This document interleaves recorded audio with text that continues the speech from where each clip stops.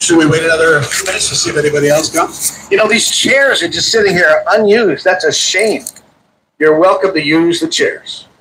Would you like to? I don't want to see anybody get tired besides me. Well, hello, everybody, and welcome to the first, what I hope will be many good news conferences. You've heard of news conferences. Well, this is a good news conference. My name is Paul Beran. You probably already know that. And if you didn't, there's a sign there just to remind you. I would like to start with a prayer. I start everything with a prayer, and I would ask you to join me. Dear Lord, please bless this day, bless this crowd, bless all those within the sound of my voice, and even those who wish they were at the sound of my voice. Thank you for all of you who are listening or watching on YouTube. Please let the words out of our mouth be glory to your name. Let's allow this day to be present with the Lord. God, direct us, love us, and keep us close to you. In Jesus' name we pray. Amen. I'm your host for today. I'm also a candidate for Supervisor of Franconia. And for those of you that don't know what Franconia is, it's the former Lee district here in Fairfax County. Please pull up a chair. No problem. If you haven't gotten used to the name change, don't worry. There's a lot of folks out there that haven't yet. What's in the name anyway, right? At some point in my candidacy, I'm also going to announce a little twist on the name of Franconia that I think you'll enjoy, that'll help us to remember the new name, because it's here to stay. Once elected, we'll be the District of Franconia. Not just the Franconia District. The District of Franconia, much like the District of Columbia. Folks will remember it easier that way, I hope. A little bit about me. I'm a retired marketing executive born and raised in Steeler country. And I'm sorry for those of you who are absolute Commander and Skins fans, but I've got black and gold in my blood. I relocated here permanently several years ago because of my wife's ambition to work for the federal government, and she does. I'm very proud of her. I started in radio over 50 years ago, shifted to management, and eventually just to marketing. I started my own ad agency, and I helped candidates all over win in several different parties. I have been politically active since I was 18 years old, and for 10 years I was the spokesperson for the Democratic Party until 1983, and that was in Pittsburgh. It was an honor for me to be invited and to serve on the White House Business Council in 2013. I served on Cardinal Wuerl's committee to address the sex abuse by priests. That was a scandal for sure in 2002.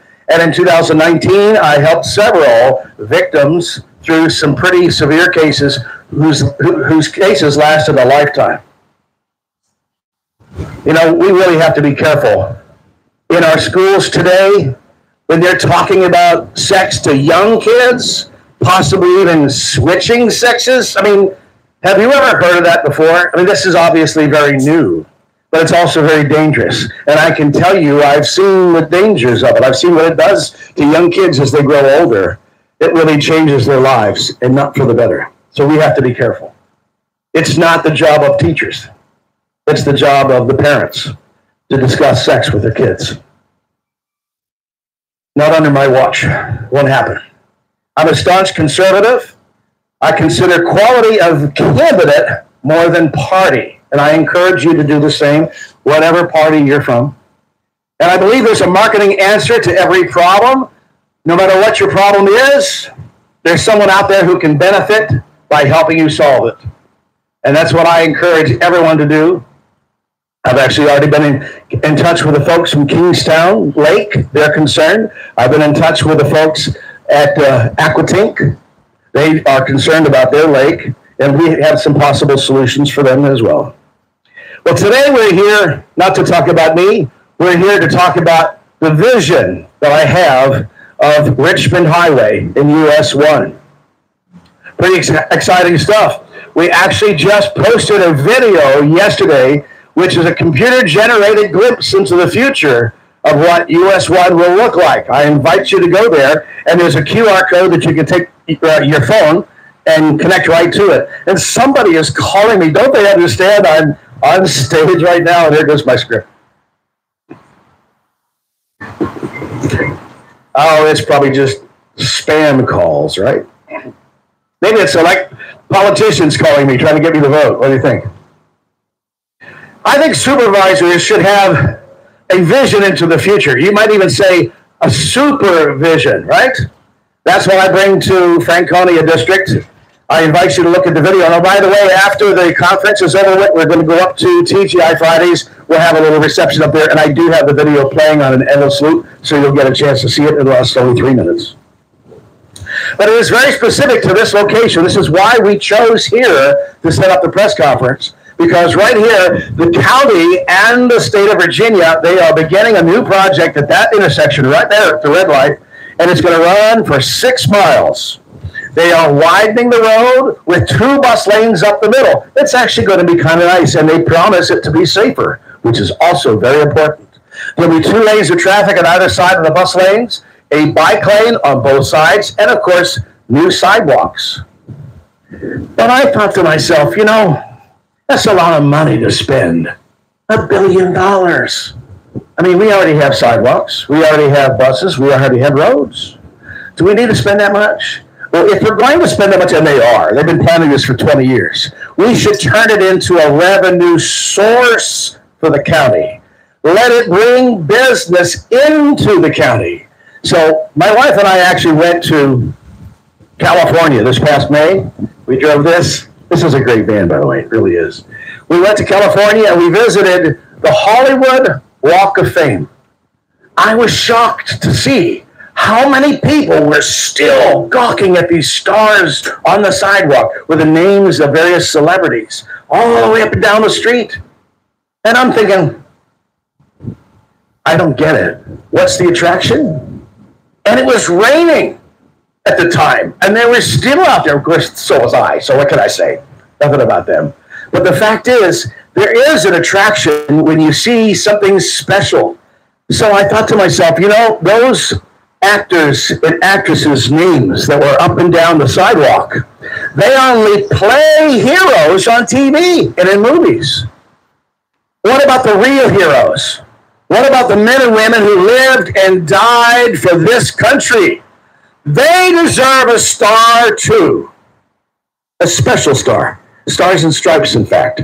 So I am introducing to you, ladies and gentlemen, I would like to see happen along with this BRT that they are building, starting now, the Great American Walk of Fame, where we'll celebrate over 12 miles of sidewalk, the men and women who lived and died for us in these United States. I think it's so important that we do something for them and their memory that will last generations to come. What I like most about it is you can't topple this statue, right? It's in the cement already. It'll be there permanently. It won't come off. I actually have the client, Matthews International, who's the world's largest memorial provider. They actually do this and have been doing it for probably close to a century now. Matthews International is based in Pittsburgh, and they are all over the world. So I called my client and I said, hey, can you help me with a nice little design that would go into the sidewalk and celebrate the men and women who lived and died for our country? And they said, we'd be honored to. We'd really be honored to. So that's who designed it. And you'll see it in the video that you can see online on my website. And I understand it's been posted several different places. Thank you, Arthur. But you want to know that this is something I sincerely want to see through, even if I don't get elected. I want to see the Great American Walk of Fame happen. I think it's that important. But you know what the best part is? Well, the wind is blowing. The best part is it won't cost a dime, not a penny to taxpayers, not a red cent, or a blue cent for that matter. It'll be free. Why? How? Because first of all, the sidewalks are going to get laid anyway. The highway is going in anyway. It's already been funded. But secondly, those medallions, when you or any one of your family or anyone in the country decides they want to nominate an individual for the Great American Walk of Fame, there'll be criteria set forth that enables them to be qualified, and I won't be the one to make that decision. But, hey, we'll also charge a small fee for that nomination. Once it's approved, that person who nominates will pay the fee to put the bronze plaque in the sidewalk. So that way it doesn't cost taxpayers anything.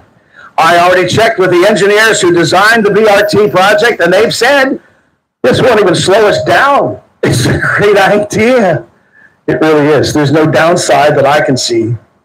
If it brings tourism into our county, how is that a bad thing? It'll bring jobs, it'll bring businesses, it'll bring, well, maybe a little bit more traffic, but it'll be mostly pedestrian traffic, because those are the folks who will be wanting to see it. And of course, they'll park their car in the parking lots of the stores where they'll go and have something to eat before they go home or back to the hotel. The Great American Walk of Fame. What do you think of the idea? Do you like it? Can you think of any downside to it? I can't, and I've been thinking about this for months now. It's perfect. Do you realize this, of course, is US 1? Is there a better road for it? In time for the 250th anniversary of our nation? Is there a better time for it? Certainly, it's time that we do something for those people who gave the ultimate sacrifice. And their families. You know their families will be out looking at their family's name, their loved one, for generations to come. And people will be traveling from all over the country, if not all over the world, to see someone that they nominated right here, right? And they'll want to go and check it out. Maybe count all the individuals. We can have them separated by local, national. We can talk about activists. We can talk about whether it's a first responder, whether it's a military person, someone who lived and died for this country. They belong out there. In fact, you know what? It doesn't even have to be a person. I would like to be the first person to nominate someone, and it won't even be someone. It'll be an entity. It'll be the Constitution of the United States. I believe that needs a star right there, right there. Well, enough about me, enough about that. We have a lot of candidates here. I'd like to hear from them. First of all, if you're a candidate, would you step up here, please? All the candidates? They deserve a round of applause.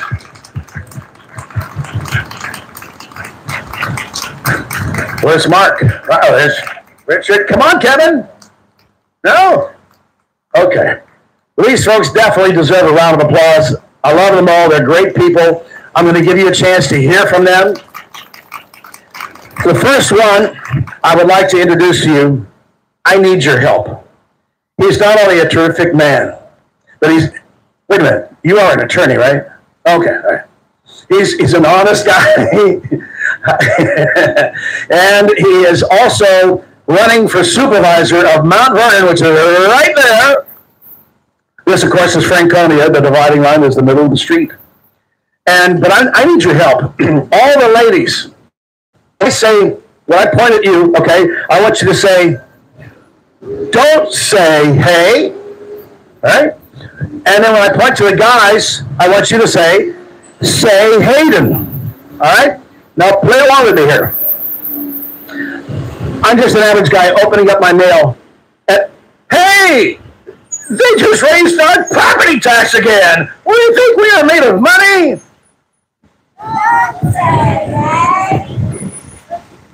Say Hayden, that's right. Ladies and gentlemen, the next Supervisor of Mt. Vernon, Richard Hayden. Thank you, sir. Thank you very much. Thank you. Am I getting it? Yes. All right, thank you very much. Thank you, Paul, and to Lynn, his wife, who's been supporting him in the campaign. This is a great thing. My name is Richard Hayden. I'm running for Supervisor in Mt. Vernon. I'm running because we need to lower taxes. We need to lower the cost of living. We need to improve schools. And we need to increase public safety. Those are kind of the three hot button issues. The other thing is we need to stop all these trucks that park along Route 1 before they redo with the bus rapid transit system, before they do that. We also need to stop the panhandling out here. So there's a lot of work that needs to be done on Route 1. This is all Paul's idea about the Great American Walk of Fame. I had the great honor to go around to businesses on Route 1 with him. We kind of hopscotched across Route 1. I'm on the other side of the highway here, so that side of the highway is Mount Vernon. This side of the highway for here, all the way down to Woodlawn, is the Franconia District. So we got to go to all these different businesses, small businesses. Business has been there for 20 or 25 years, and they're worried about the bus rapid transit system, how it's going to impact them, and the equity that they have in their businesses, because this is their legacy. They've been out here struggling on Route 1, and Route 1 has been a struggle for many years to keep their business going. And they're concerned about what's going to happen. And what they're not hearing, who they're not hearing from are their supervisors. And on this side of Route 1, it's Rodney Lusk. On that side, it's Dan Stork. Nobody cares about them. No one's coming out here. No one's ever visited them until Paul and I visited them personally. We took time. We took several days, and we visited probably 60 to 80 businesses along here. And like I said, they're all concerned. And it's because of Paul's efforts here. They're very excited about this new tourist attraction because it enhances their business. It will help them grow their business. It will help them support their families. And that's such an important thing. You know, we're stewards of money. If we're going to be supervisors and we're going to be in charge of basically a $5.5 billion budget, $3 billion of which goes to the schools, we have to be good stewards of your money. But we also have to be in touch with the community. So it's one thing to sit in the hallowed halls in Fairfax at the Taj Mahal and dish out that money. The other thing is to come out and actually visit the people, visit the constituency, visit you as the voters. So the important thing is we care. We actually care about what's going on Route 1. Paul cares deeply about it. I don't care. No one's going to match his enthusiasm. Sorry. His enthusiasm is contagious, and it's a great honor to be running alongside him in Mount Vernon. And he's a big reason I got into the race in Mount Vernon. So how about a big round of applause for Paul Beran, all the work he's done here. So thank you. Thank you once again. It's Hayden for MV, so hayden4mv.com. It's Richard Hayden over in Mount Vernon. I appreciate any support. Give me a look on Facebook or anywhere on the interweb, wherever you can go. And I'm going to turn it back to our MC here, Paul Beran. Thank you. Thanks, Richard. Good man, good man. There's an advocate for the unborn for you right there. Love what you do. Love what you do. Just to prove the point that I work across the aisle with any genuinely good person who deserves to be there. And there is one man here who is not a Republican, and he deserves the job that he is running. And he's run, and he's run, and he's run so many times. It's time for you to win, Rex Harry. It really is. A little bit about the next guy.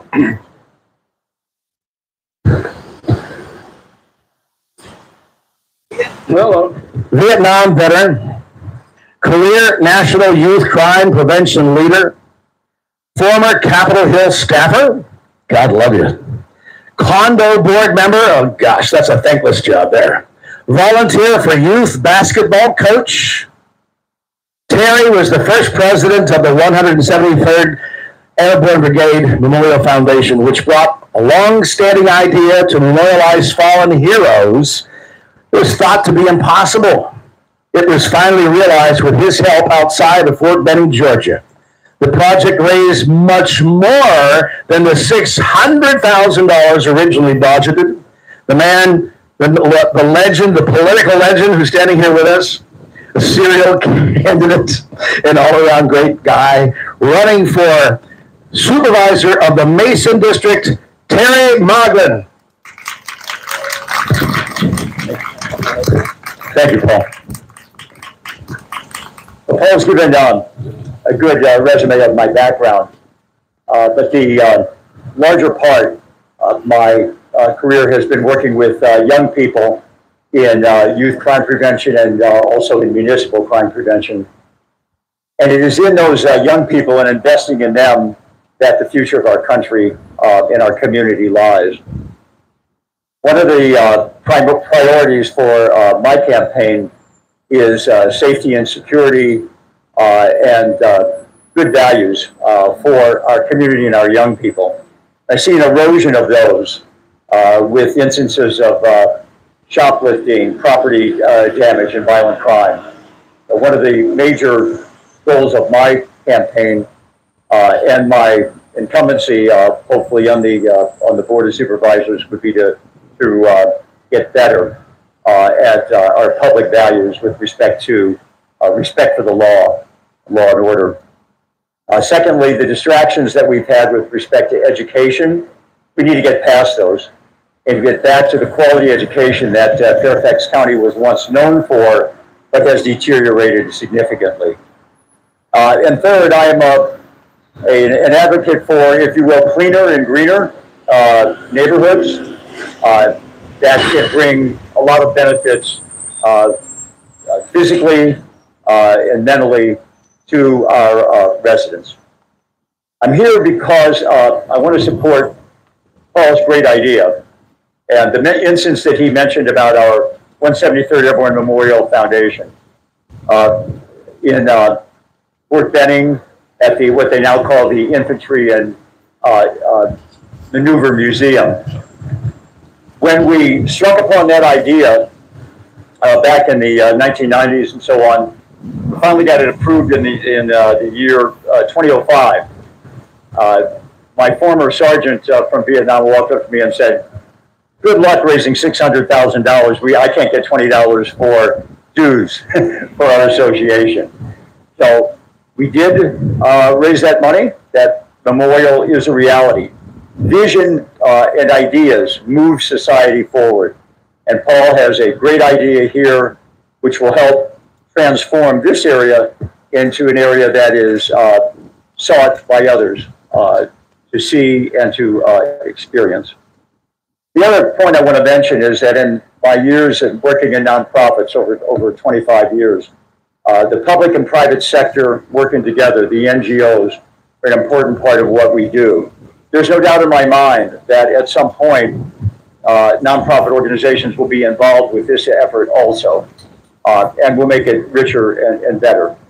So I exhort everyone to support this idea, to move it forward, and I certainly will do that as a member of the Board of Supervisors. Thank you. Thank you, Terry. In line with the thinking here that we've got new replacement candidates to replace the current Board of Supervisors, I would like to introduce to you the man who I think is the most qualified to be chairman of the Board of Supervisors, that I would be so proud to work under him. He is the president of the Fairfax County Taxpayer Alliance, watchdog of all drunken sailors spending money like there's no tomorrow. Here to prove to my point that there's a skill to saving taxes, and it is an art form. Presenting the next chairman of the Board of Supervisors, Sir Arthur Perez.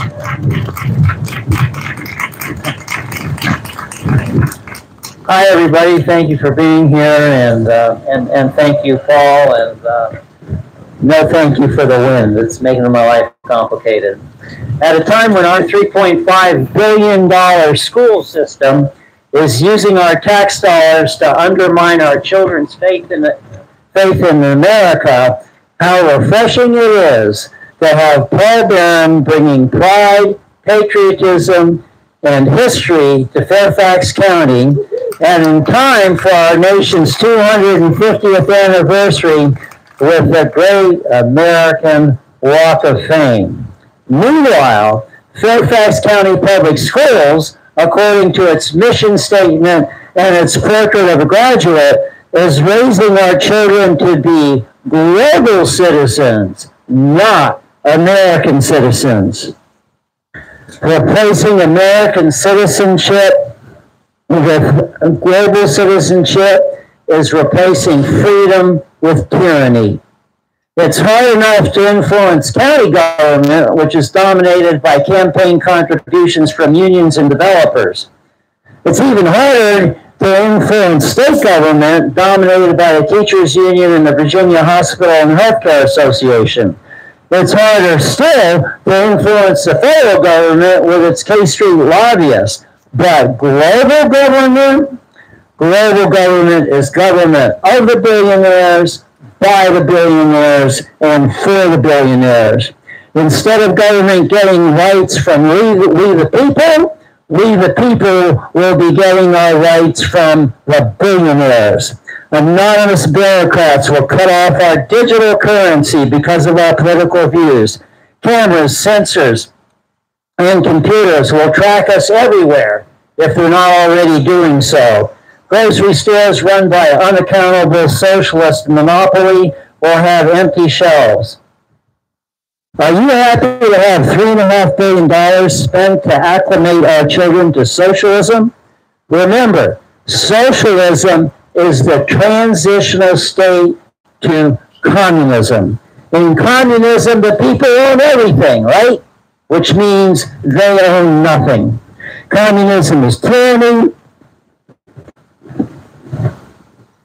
where life is not sacred and its legacy is millions of deaths.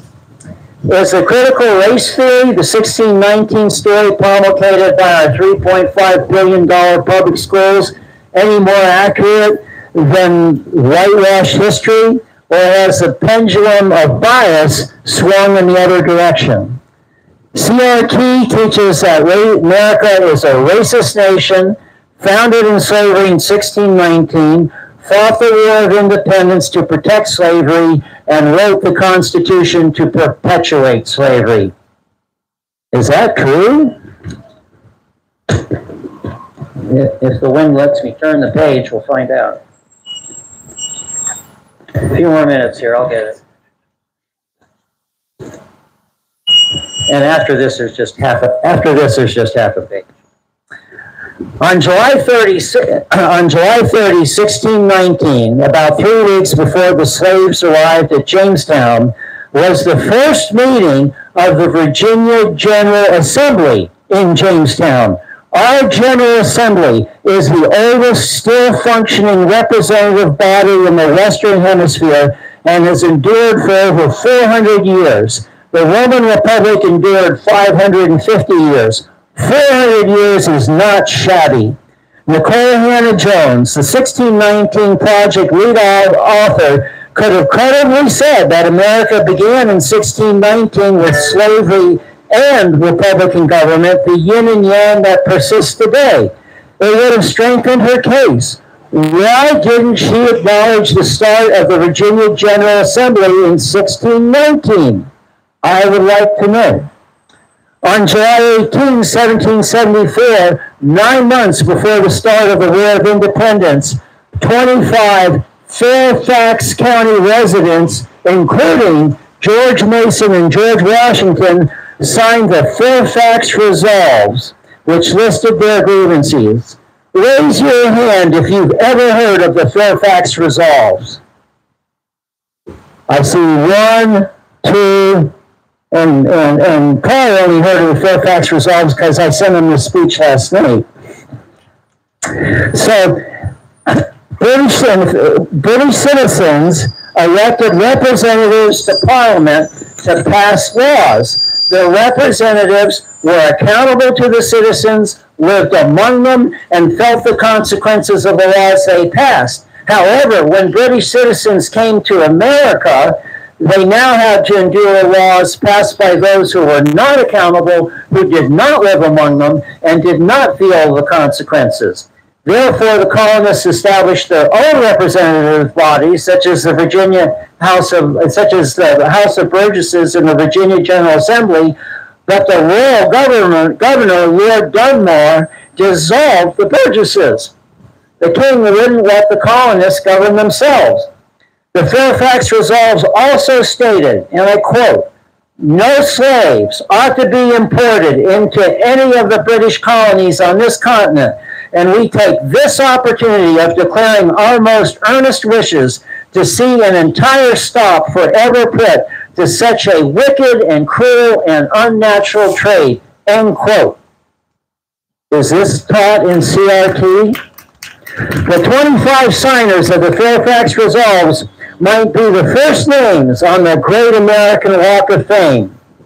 To those who condemn George Washington and George Mason for owning slaves, how do they know that if they walked in Washington's and Mason's shoes, that they would have acted any differently? With what judgment ye judge, ye shall be judged. Finally, the Constitutional Convention deadlocked over slavery. What saved it was the Northwest Ordinance passed in July 1787 by the Confederation Congress meeting in New York at the same time the Constitutional Convention was meeting in Philadelphia. The Northwest Ordinance stated that all territories north of the Ohio River would become free states. When word of that reached Philadelphia, the Southern delegates accepted it and the deadlock ended. The Constitutional Convention started the process of ending slavery. It is a tragedy that racial equality persists after 400 years. Public schools, however, share the blame because for nearly a century they've used a quack reading curriculum called Whole Word instead of phonics in the crucial first through third grades. The affluent learn phonics at home while the economically disadvantaged aren't able to read, and their chance at the American dream was ruined by our public schools by third grade. Public schools that virtue signal over systemic racism are themselves the systemic racists. For $3.5 billion a year, Fairfax County public schools perpetuate poverty and class differences. There is no one Fairfax without the ability to read. However, that can be fixed, and we are waiting for Fairfax County public schools to fix it.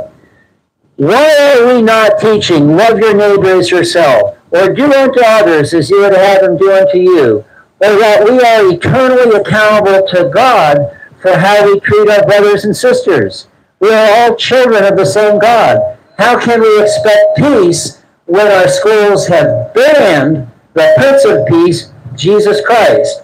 In our diverse county, God speaks this message through many faiths. Shouldn't we be teaching youth to honor the faith of their parents, that life is hard and we need divine help to make a success of it? As Gladstone said, we look forward to a time when the power of love will replace the love of power. Thank you, Paul, for bringing us some good news. Amen. Amen. Thank you, Arthur. Arthur Purvis, rhymes with service.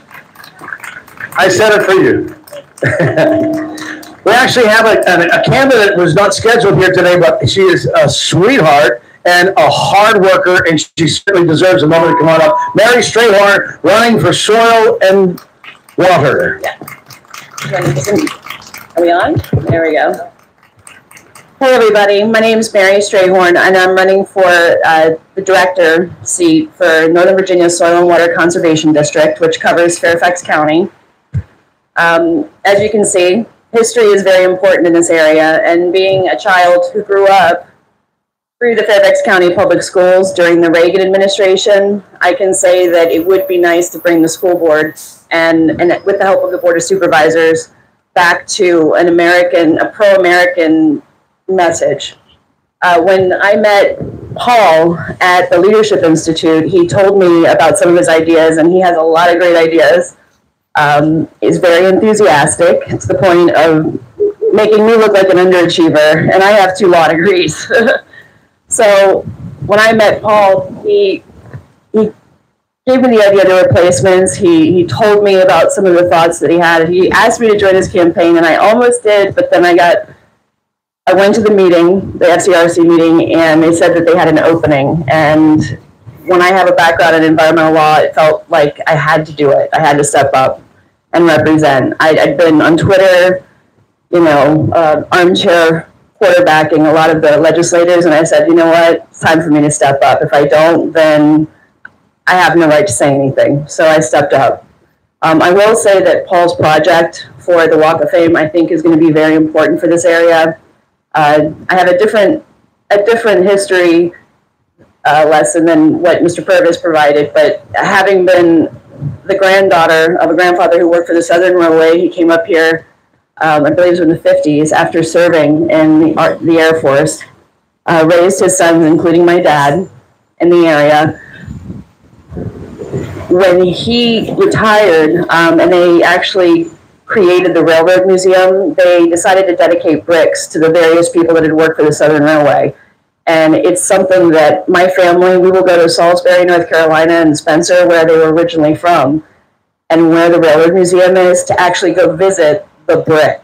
That's how important it was to us and how much it meant to us. And when he told me about the Walk of Fame, first thing I thought of was the railroad and how important it was. And the idea of having a Walk of Fame here that will not only commemorate America's heroes from the Revolution or even before the Revolution on. He also said that one of the things that they're going to try to do is honor local heroes, which was very important to me, because I think it's important to the families that their families' sacrifice, that their loved ones' sacrifice is memorialized, especially in Washington's backyard, given the fact that he's part of the reason why we have a country today. And they are the reason we continue to have a country today. Amen. Another reason why this project is very important to me and why I support Paul in this Walk of Fame idea is that not only did my family have a military background, and they grew up in the area, and my father grew up in the area, but my boyfriend, who's also law enforcement, and of course when I heard Terry say we need to bring law enforcement back and law and order, I said yes. We need to honor our local heroes, including, I think, law enforcement, who have sacrificed their life to make sure that we're safe here on this front line. My boyfriend, Sharif, he is actually a Capitol Police officer. He's a 23-year veteran. His family immigrated here. His father immigrated here in the 70s, and the first thing he did was enlist in the military, and they sent him to Vietnam. That's how he became a citizen of the United States.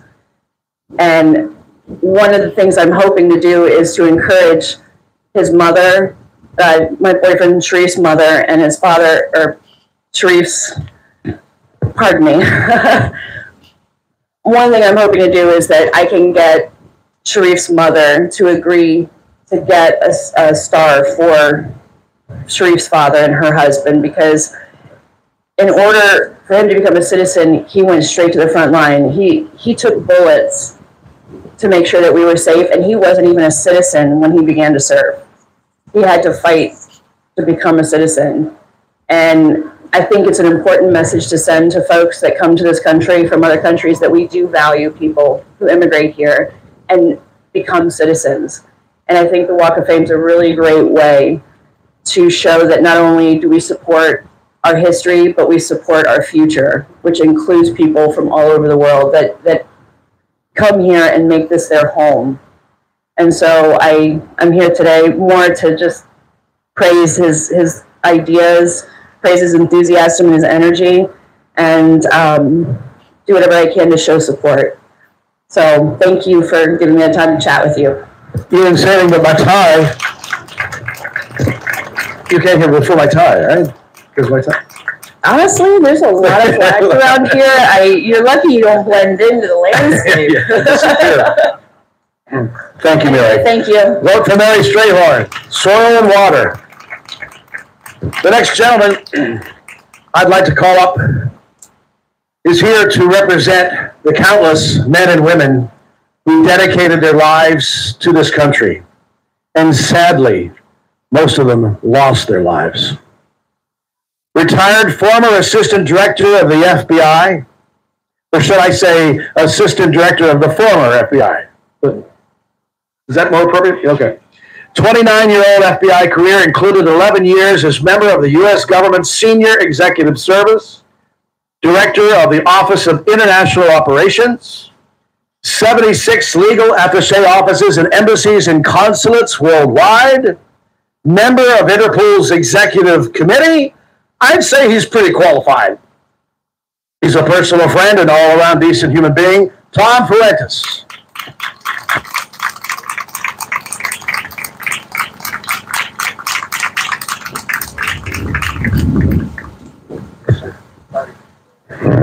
Thank you, Paul.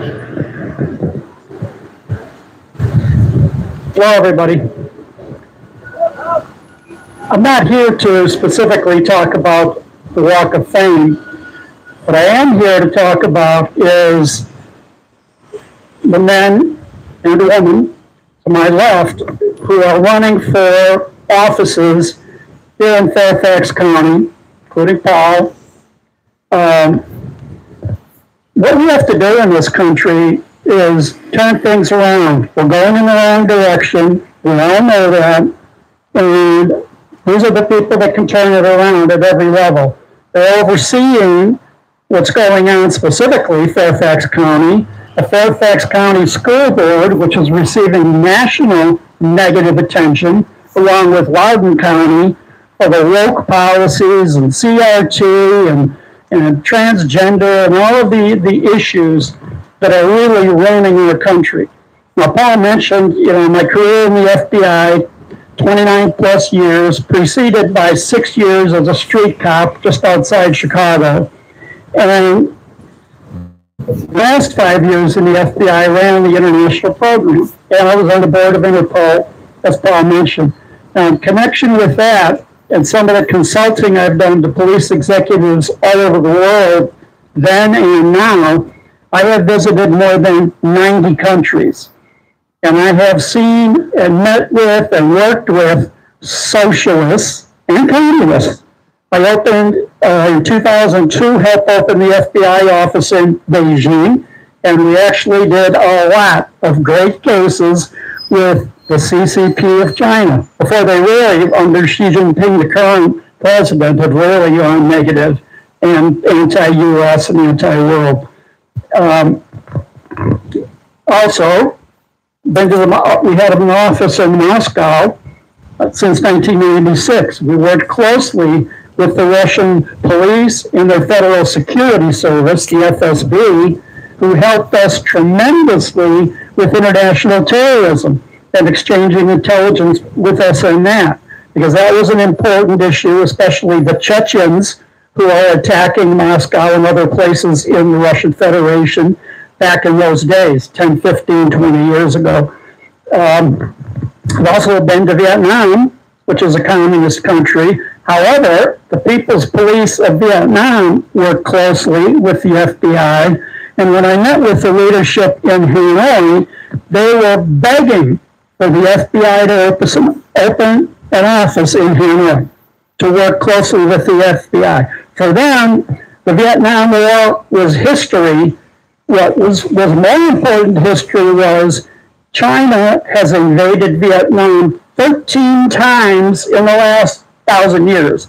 That's what they were more worried about. China, they wanted to see U.S. Navy ships in their harbors, patrolling the ocean next to them, and U.S. agencies working closely with their agencies in Vietnam. And at that time, we had a scourge of Vietnamese gangs running around, even in this area, Washington, D.C. metro area, plaguing the United States. So all of these relationships were very important. And as I mentioned, I went to more than 90 countries working with the authorities in those countries.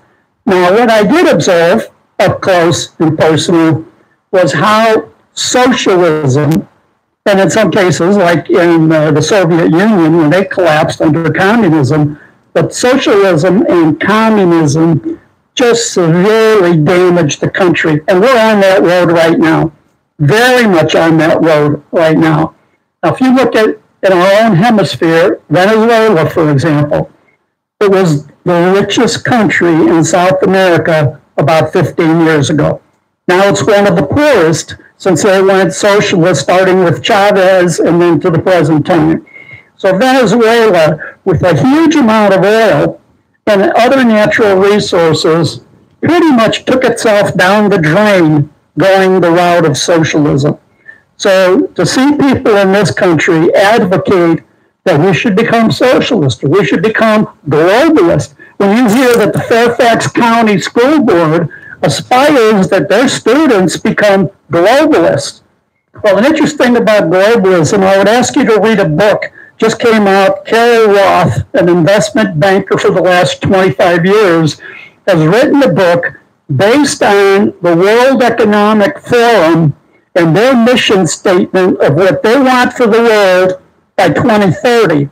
It's not too far off. Maybe she'll be off in a year or two. World Economic Forum, in their mission statement, says, you will own nothing and you will be happy. Now, That's communism, pure and simple. They want that here. They want that globalist agenda. And currently, unfortunately, we have an administration right now in power in Washington that advocates that is taking us down that lane. Now, I have spoken, by the way, I co-host a podcast called Operation Truth with Lou Palumbo and Tom Fuentes. Now, I've spoken on that podcast. I've done other radio interviews on other people's podcasts. And one of the things I have said on this, which actually gets people's attention, pay attention to what I'm going to say. Our current president, Joe Biden, is probably one of the best leaders the United States has ever had, because he has taken the country so far downhill in 3 years. Who else has taken the country and made that big of a difference in that short of time? To take the best economy in the world, strongest borders in the world, lowest inflation, 2% or less, mortgage rates, rock bottom, 2, 3, 4%, all of the things that we had, and energy independence on the way to energy dominance, and basically has shut down all of that, taken the United States downhill in 3 years. Now, if he was president for another year, which is going to possibly be, or 4 more years after that, how much further can he take us? What a great leader. We should probably be, at that time, by the time he would finish his second term, full-blown communist. But we would be key members of the world, globalists. Wouldn't we be great as globalists? So we've got to stop all that. And this means every level of our government, from county supervisors, school board members, state legislature, state governor, and we now have a great governor, Governor Youngkin.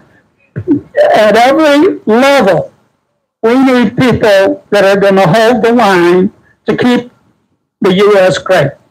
Now, as Trump had mentioned, make America great again. Well, what we're discovering, and what every great company learns when they make it to the top, or every Super Bowl champion in the National Football League when they win the Super Bowl, or a baseball team wins the World Series, it's one thing to get there, but the United States got there.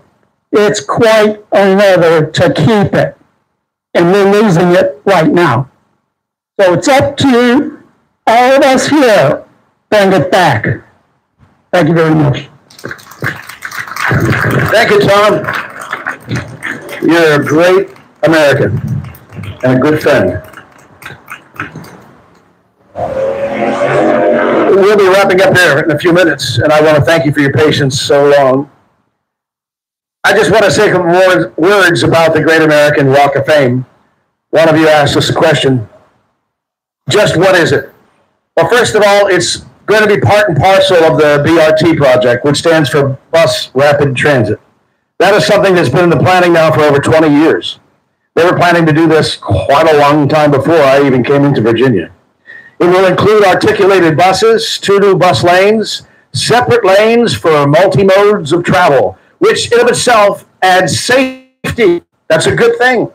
Buses separate from cars and trucks, separate from bicycles, and separate from pedestrians.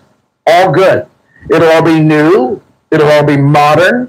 It'll all look pretty cool. In of itself, it's a good step for our county and for our districts. And I'm happy that I would be, hopefully, on the board of directors to usher that era in. But to have 12 miles, that's 6 miles on either side, of just plain sidewalk. Okay, that seems like it's a normal thing, right? You've got them all over the place. But it also is a missed opportunity, a huge missed opportunity to build pride in our area by the people who live here. They've seemed to lost a lot of that with all the crime, the schools' test scores going down, inflation, cost of living, taxes, flags blowing all over the place. So if it helps to increase pride, if it helps to increase public safety, thank you, Mary. if it helps to build a sense of patriotism, if it becomes a tourist attraction which brings business, new opportunities, new employment to our area, that's not bad. If it brings a new source of revenue into the county without raising taxes, that's really good.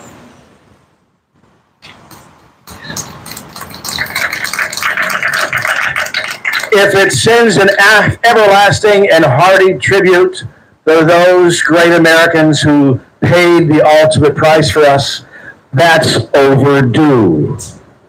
And if it educates our youth about American history, that's overdue.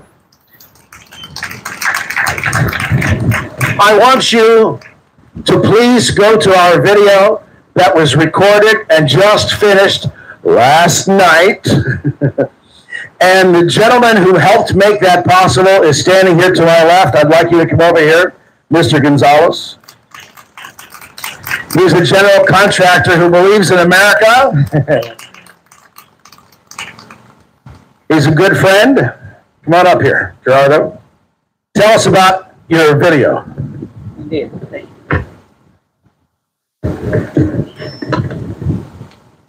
Good morning, everyone. I am delighted with you to be with you here today.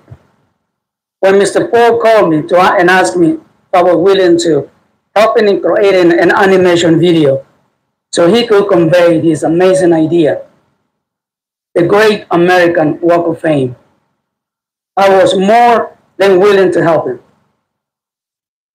As soon as Mr. Paul mentioned the name and the patriotic aspect of this project, not to mention the new tourist traffic for the Franconia and the Mount Vernon districts, I was all in. We at G&A General Contractors are all about serving the community in their construction needs. Serving the community is what Mr. Paul Beran is all about as well. And we at G&A are here to support you, sir, so the Great American Walk of Fame can be, as you have envisioned, the next national monument.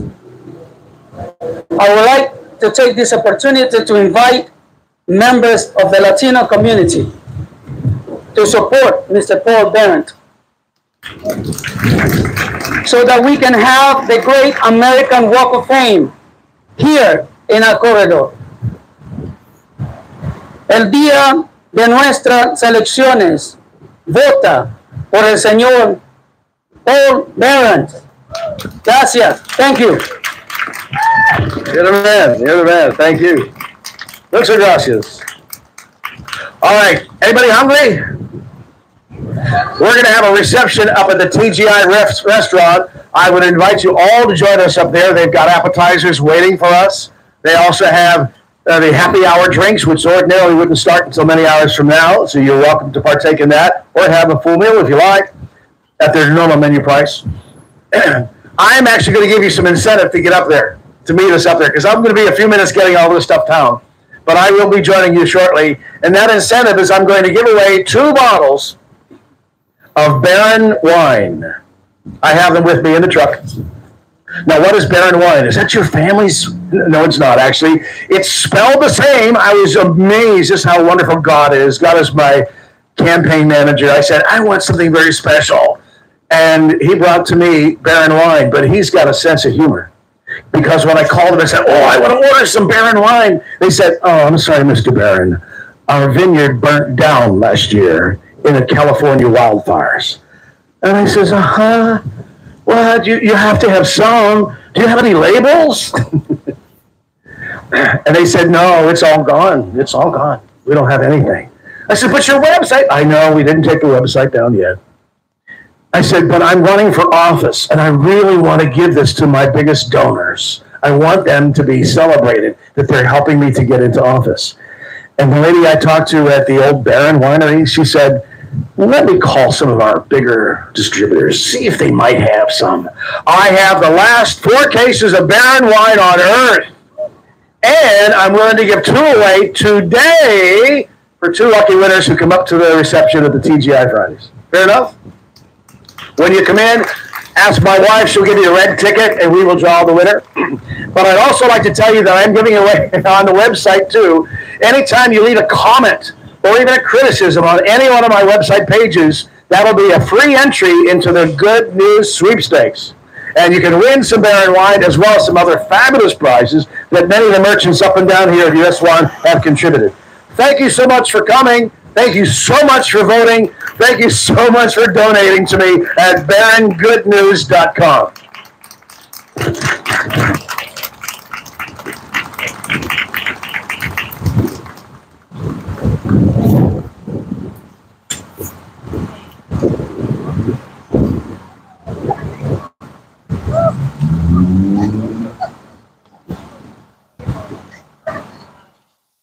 We are showing the video up at the TGI Fridays too. It's on an endless loop, so anytime you get up there, you'll be able to see it during our reception.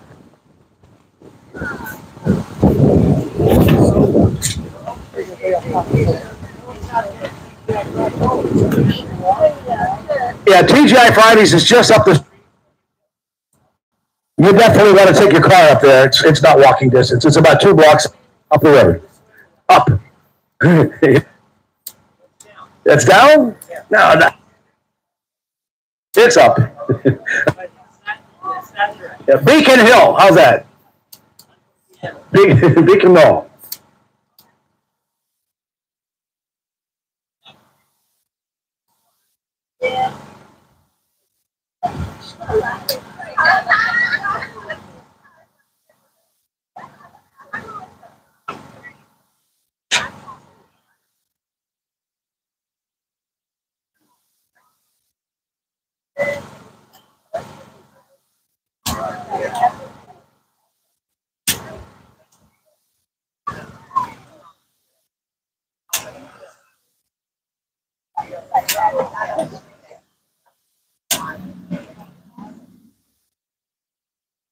Lynn, yes? Find out how many people are going so we can call up to the restaurant. Just ask.